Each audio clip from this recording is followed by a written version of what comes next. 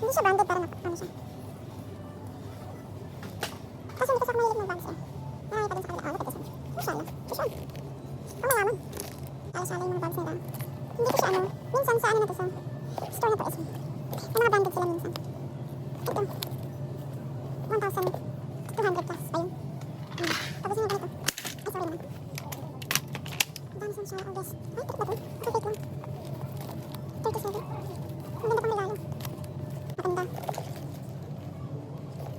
Ano? Ang madam. Sayang. Ay, malapit ang tanong Pilipinas. Pwede tayo mag-business.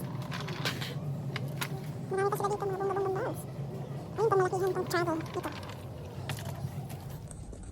Ayun guys, gala-gala tayo today since Friday. It's, you know, sahuran day. Sure. Nakabili na ako ng pizza, ng groceries namin. Ng eggs, tapos ito pagkain ng aking junakis and ang aking asawa. And of course,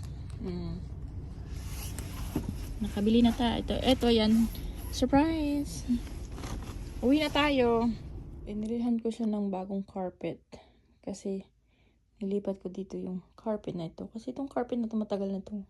Nasa Hawaii carpet pa to eh. But anyways, madam. Pag-uwi ng mama, basin.